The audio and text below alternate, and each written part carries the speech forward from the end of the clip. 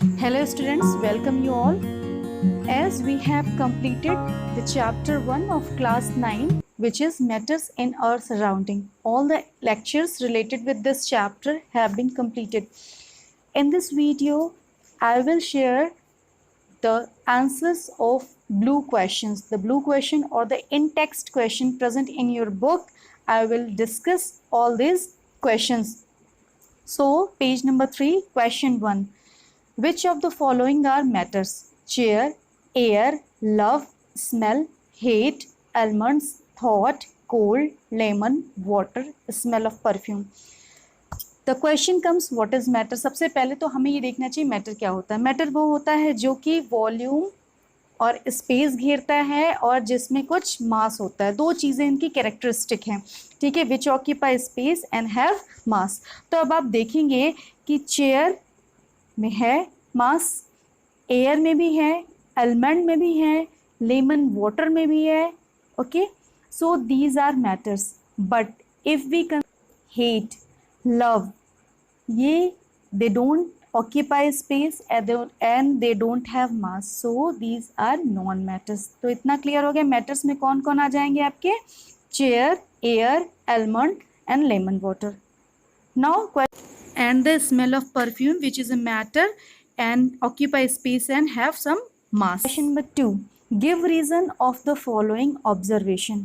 Observation क्या है? The smell of hot sizzling food reaches you several meters away. आप बहुत दूर होते हैं तो भी आपको उसकी स्मेल आती है. But to get the smell from cold food you have to go close. लेकिन आपको जब किसी कोल्ड फूड की स्मेल लेनी होती तो आपको थोड़ा क्लोज जाना होता. मीन्स यहाँ पे क्या कॉन्सेप्ट है? वहाँ हॉट सीजलिंग टेम्परेचर का कॉन्सेप्ट है.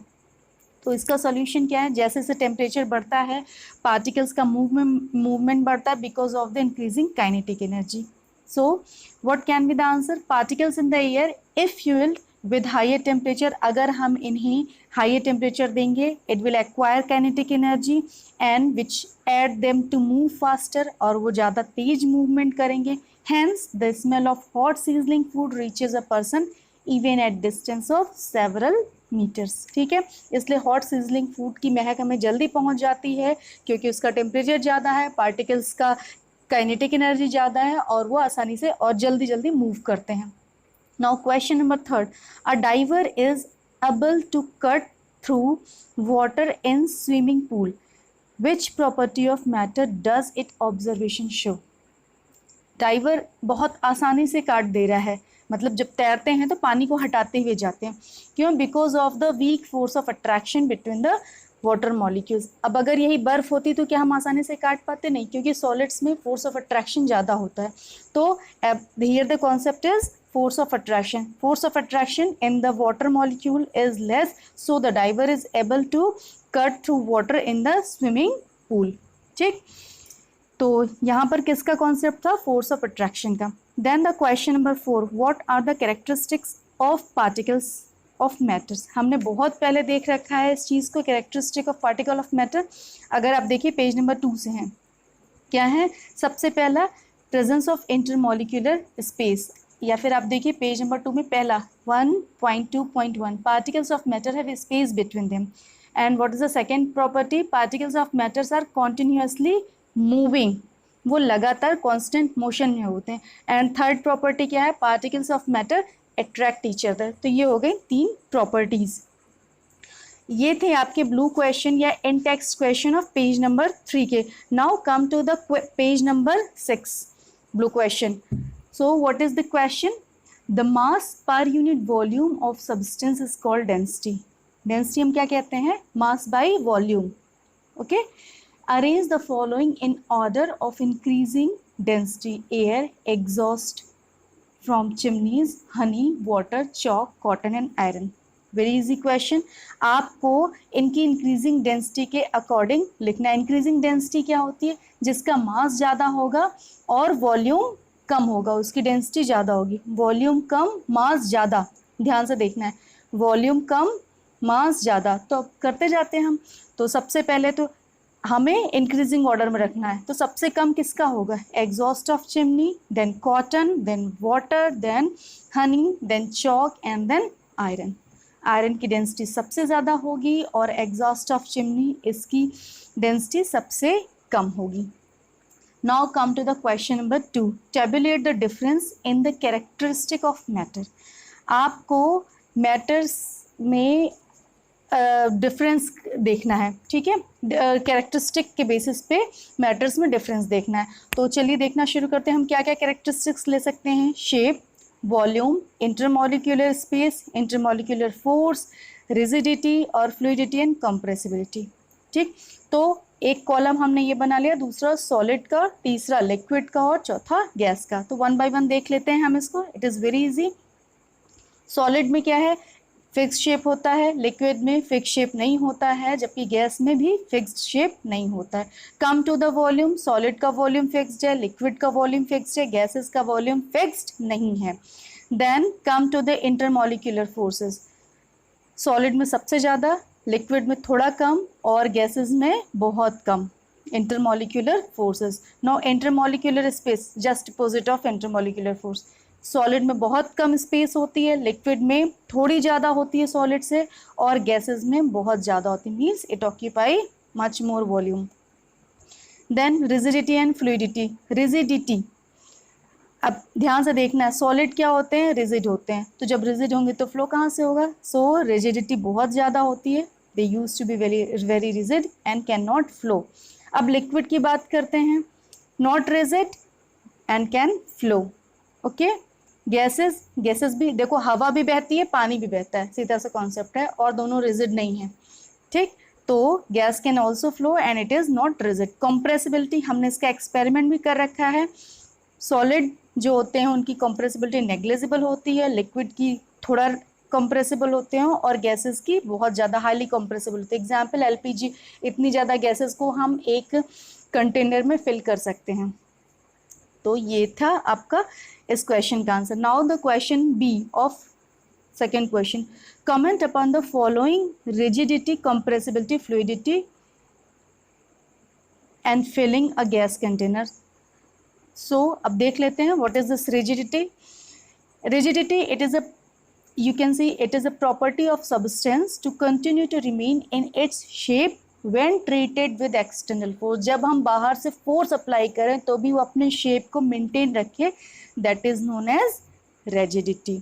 देन कंप्रेसिबिलिटी, जब हम दबाएं तो उसका शेप जो होता है, उनके बीच में इंटरमॉलिक्यूलर स्पेस बहुत ज़्यादा होती है, तो ये इस चीज़ को एक तरीके से रिप्रेजेंट करता है। सो what is this compressibility? It is the attribute of particles to contract its intermolecular space when exposed to an external force, thereby escalating its density। what does it mean? मतलब कि जब हम बाहर से फोर्स लगा रहे हैं तो इनके बीच में जो इंटरमॉलिक्यूलर स्पेस है वो कम हो जाएगी, ठीक है, और इसकी डेंसिटी बढ़ जाएगी।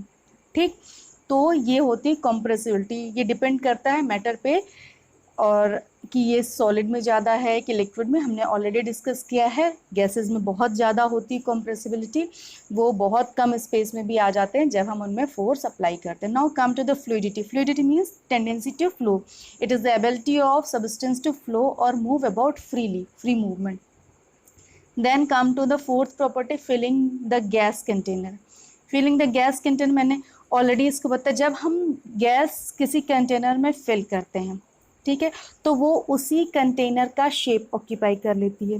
The particles in the container takes its shape as they randomly vibrate, और ये पूरे डायरेक्शन में कंटिन्यूस वाइब्रेशन में होता रहता है, that's all. Then shape, shape it is a definite structure of a substance within a external boundary. इनका एक फिक्स शेप होता है, या स्ट्रक्चर होता है I should say. Then kinetic energy. Kinetic energy का मतलब क्या है? मूवमेंट से रिलेटेड जो एनर्जी होती है। Motion allows the particles to possesses energy which refer to as kinetic. अगर किसी जो मोशन की वजह से जो उनके अंदर एनर्जी होती है, that is kinetic energy. The increasing order of kinetic energy possesses by the various states of matter. हमें पता है कि सॉलिड की काइनेटिक एनर्जी बहुत कम होती है, लिक्विड की उससे ज़्यादा होती है, और गैसेस की सबसे ज़्यादा होती है। Then come to the density. Density हमने पहले क्वेश्चन नंबर 1 में था। इट इज़ द मास, देखो मास, इसका फॉर्मूला क्या था? Density is equal to mass by volume means it is the mass of a unit volume, एक यूनिट वॉल्यूम में जितना मास ऑक्यूपाई होता है that is the density.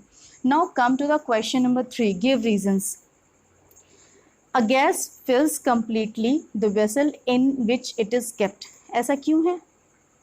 Because kinetic energy possessed by the gas particle is very high, which allow them to randomly move across all directions when contained. Hence, जब भी ये किसी container में fill की जाती है तो इनकी काइनेटिक एनर्जी बहुत ज़्यादा होती है, ये रैंडम मूवमेंट शो करते हैं और ये इनके बीच में इनके जो पार्टिकल्स होते हैं सारे डायरेक्शंस में मूव करते हैं.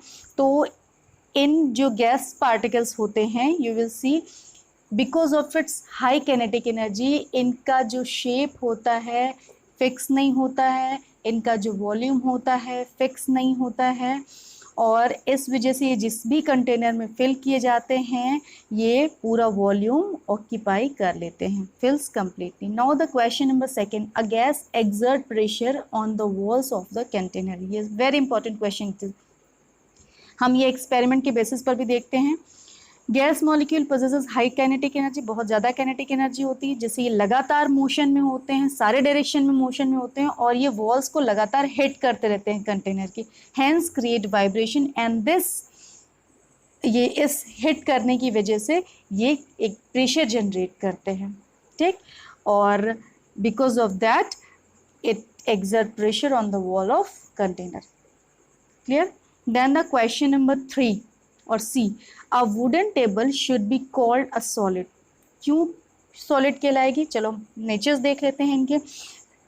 इनका शेप भी फिक्स्ड है, साइज भी फिक्स्ड है, इनके बीच में इंटरमोलिकुलर स्पेस बहुत कम है, ये रिजिड हैं और हम इन्हें कंप्रेस भी नहीं कर सकते और ये सारी प्रॉपर्टीज़ किसकी हैं? सॉलिड की हैं. सो it is solid. Now question number D, we can easily move our hand in air but do the same through a solid block of wood. We need to karate expert. तो इस question में क्या concept है? Force of attraction का. Force of attraction in air it is very loose, so they are not very closely packed and we can easily move our hand. But in case of solid, the force of attraction is very high and so we need some expert because it is difficult to break through a solid. So it was all. Now the question number 4, liquids generally have a lower density than solid, but you must have observed that ice floats on water. बहुत important question है. क्यों है भाई? क्योंकि density of ice is less than the density of water. Why? Because इनके बीच में क्या होता है, जो स्पेस होती है जब बर्फ़ बनती है, when the ice forms, then इनके बीच में जो स्ट्रक्चर होता है वो इस तरीके का होता है कि बीच में स्पेसेस बहुत ज़्यादा होती हैं और इन स्पेसेस की वजह से इसमें एयर फिल होती है, ट्रैप्स एयर, और एयर ट्रैप हो जाती है उन खाली स्पेसेस के बीच में. So the density of ice become very less in comparison to the water. तो याद रहेगा, बर्फ़ ऐसे बनती है कि उनके बीच में स्पेसेस रहती हैं और उन स्पेसेस में एयर ट्रैप हो जाती है. So the ice floats on water because of the low density. Now come to the next page, page number 9. यहाँ पे आपके कितने questions हैं? There are 4 questions. First question, convert the following temperature to Celsius scale. इसका ये formula आपके सामने show हो रहा है. इस बेसिस पे हम इन दोनों क्वेश्चंस को 300 केल्विन एंड 573 केल्विन को कन्वर्ट कर सकते हैं. बहुत आसान है. 273 हम माइनस करते हैं. What happens actually, 0 degree centigrade is equal to 273 kelvin. तो हमें केल्विन से सेंटीग्रेड में कन्वर्ट करना होगा तो 273 माइनस कर देंगे. सो in first you will get the 27 degree centigrade and the second you will get the 300 degree centigrade. Now the question number 2, what is the physical state of water at 250 degree centigrade and 100 degree centigrade. तो ध्यान से देख रहे हैं, 250 बहुत ज़्यादा है, boiling temperature के भी ऊपर है, तो किस में हमें मिलेगा? गैसेस स्टेट में. Okay, then 100 degree centigrade. 100 degree centigrade में बॉइलिंग होती है, मीन्स ट्रांजिशन स्टेट है, ठीक है ना. So hence it would be present both liquid and the gaseous state. बहुत important question है. 250 boiling के ऊपर का temperature है, so gaseous state, but the 100 transition state है, so you will get the transitions, means both state, liquid as well as gaseous. Then the question number 3. For any substances, why does the temperature remain constant during the change of state of matter? Change of state. अब ये बहुत important concept है अगर आपको latent heat को concept याद होगा तो, because it is due to the latent heat. क्यों? क्योंकि पूरी एनर्जी इसमें स्टेट को चेंज करने में चली जा रही है, ना कि टेम्परेचर बढ़ाने में. और वो एनर्जी जो कि स्टेट ऑफ मैटर को चेंज करने में जाती है, मतलब दिखाई नहीं पड़ रही, टेम्परेचर नहीं बढ़ रहा, so we call it latent. Latent means hidden, hidden heat. ठीक है, तो सोल्यूशन हम कैसे लिखेंगे इसको? It is due to the latent heat as the heat supply to increase the temperature of substance is used up to transform the state of matter of a substance, hence the temperature stay constant. Now the question number 4, suggest a method to liquefy atmospheric gas. Atmospheric gas को हम कैसे liquefy करेंगे? बहुत important question ये भी है. It is achieved either by increasing pressure. अब आप देखिए LP जो आती है liquefied petroleum gas, उसमें हम क्या कहते हैं? प्रेशर ही तो इंक्रीज करते हैं, और decreasing the temperature, which ultimately leads to the reduction of space between the molecule. और जैसे ही space reduce होगी, gas will convert into the liquid.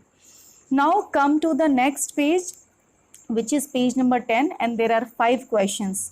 So let's see all these questions quickly. Why does the dessert cooler cool better on hot dry day? Dessert cooler, अब देखो, it is because the temperature is high and it is less humid on the hot dry day, and which enables the better evaporation. Evaporation जल्दी जल्दी होगा dry days में, और evaporation की वजह से हमें पता है cooling effect होता है. Now the question number 2, how does the water kept in earthen pot becomes cool during summer? इसका भी concept क्या है? evaporation वाला है. And earthen pot is porous in nature. These tiny spores facilitate penetration of water and hence their evaporation from the pot surface. वो जो earthen pot होगा उससे evaporation होगा, और due to that evaporation there will be the cooling effects, and और जिस cooling effect की वजह से water cool हो जाएगा. Now the question number 3, why does our palm feel cold when we put some acetone or petrol और perfume? यहाँ पर भी इवेपोरेशन का कॉन्सेप्ट है. क्यों? क्योंकि ये सारे सब्सटेंसेस जो हैं ये वोलेटाइल है, ये बहुत आसानी से बहुत जल्दी इवेपोरेट हो जाते हैं, और जैसे हमारे कांटेक्ट में आते हैं, क्योंकि हमारा टेम्परेचर ज़्यादा होता है, और ये इवेपोरेट हो जाते हैं, और इवेपोरेशन की वजह से it will again cause cooling effect. Now question number 4, why are we able to sip a hot tea or milk faster from the saucer than a cup? ये बहुत इंपॉर्टेंट क्वेश्चन है, बिकॉज हियर अब देखो क्या कह रहा है, saucer में आपको दे और कप में, तो सॉसर का सरफेस एरिया क्या है? काफ़ी बड़ा है, और काफ़ी बड़ा है तो क्या होगा? ये एवेपोरेशन जल्दी होगा सरफेस एरिया ज़्यादा होने की वजह से, और सरफेस एरिया ज़्यादा होगा तो जल्दी कूल हो जाएगा. तो सॉसर में बहुत जल्दी कूल हो जाएगा, so it is easy for us to take. Okay, then the last question, what type of clothes should we wear in summer? Summers में हमें कैसे क्लॉथ पहनने चाहिए, जैसे आपको पसंद हो? ऐसा नहीं है. It is prefer to wear a light coloured and cotton clothes, because light colour reflects heat. बहुत इंपॉर्टेंट है, लाइट कलर जो होता है हीट को रिफ्लेक्ट करता है, और ब्लैक कलर जो होता है उनकी एब्जॉर्बेंस बहुत ज़्यादा है, वो एब्जॉर्ब करते हैं. तो हमें ऐसा करना है जो कि लाइट को रिफ्लेक्ट करे. ठीक, और द कॉटन मटेरियल जो होता है ये इनमें पोर्स होते हैं, तो ये जो स्वेट होता है इसको एब्जॉर्ब करते हैं और इवेपोरेशन को फैसिलिटेट करते हैं, which will cause the cooling effect to our skin. So ये थे इन टेक्स्ट क्वेश्चन जिनका डिस्कशन बहुत ज़रूरी था. In the next video I will try to discuss all the exercise questions as well as some additional important notes. So thank you very much. Stay healthy, stay safe.